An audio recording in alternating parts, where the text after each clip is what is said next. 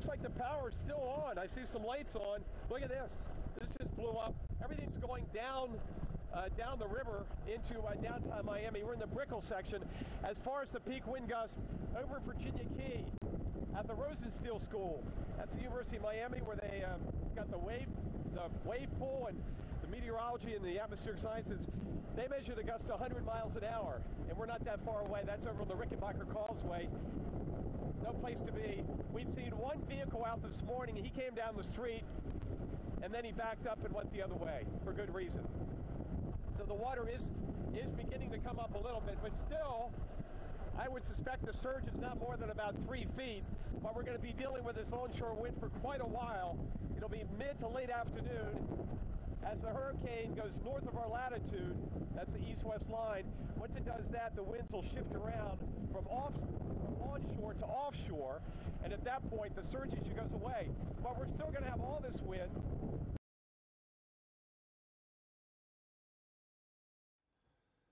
All right, and we're going to have some communication issues, obviously, and live reporting on a hurricane, but you've got just a tremendous amount of wind there where Mike is. There's a live look at Miami, where winds are now gusting to 120 miles per hour, have gusted to as high as 100 miles per hour. And we got a report of winds gusting to 120 miles per hour in the lower part of the Keys.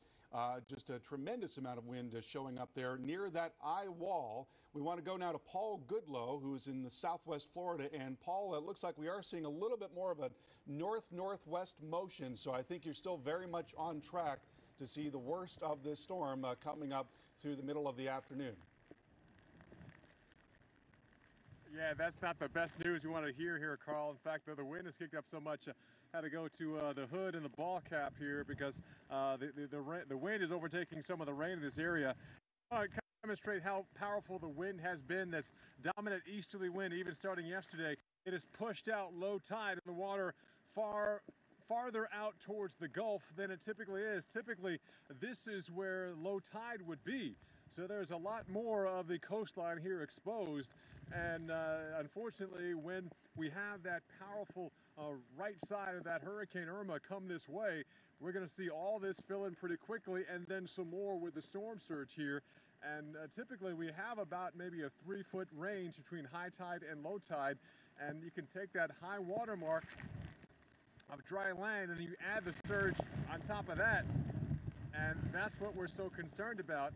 And even getting sand whipped in my face now with the strong winds here. And we've been dealing with gusty winds over 40 miles per hour since around, I think, 4 or 5 o'clock this morning. And now they've gusted into the 60 mile per hour range as well. So we're starting to see some of those bands that Mike Seidel has been dealing with all morning long start to rotate to this part of the state here. And they will only continue to increase. I guess the only good thing is they'll be, like Jim Cantor was talking about earlier, will have the friction of the rest of Florida, the width of Florida, to kind of slow them down by the time they get there, mainly because we're still getting that easterly and northeasterly component of the wind.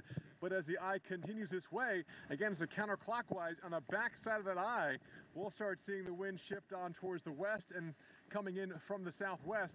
We're going to have some of the strongest winds literally come unabated from the Gulf of Mexico, slamming into this area of Florida, as well as pushing and driving more of that storm surge.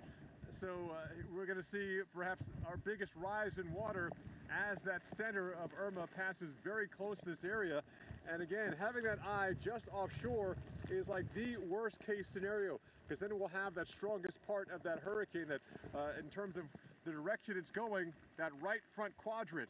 That's where you get the motion, forward motion of the storm, and the forward counterclockwise rotation of the winds with the storm coming and slamming this area of the coast. So it's unfortunately the worst case scenario it could be setting up for this stretch of southwestern Florida. But I also have to point out the irony of what's happening today on the 57th anniversary of landfall of Hurricane Donna in Naples, which devastated downtown Naples. We had a storm surge of 4 to 7 feet happen on this date, September 10th, 1960. That's the last time we were directly hit by a hurricane here in Naples. And now 57 years later, to the day, we will see another hurricane. This one, most likely a major hurricane. Right now a Cat 4, but could be a Cat 4 or Cat 3 at landfall, already making its first landfall in the lower Keys. And in fact, with that landfall now setting history in terms of having 2 Category 4 hurricanes making landfall in the same season here in the U.S. Again, we had that in Harvey a couple of weeks ago. Now we have that with Hurricane Irma here. And unfortunately, as this forecast has pushed it on towards the western coast of Florida, this west coast, this gentle slope, as you see behind me,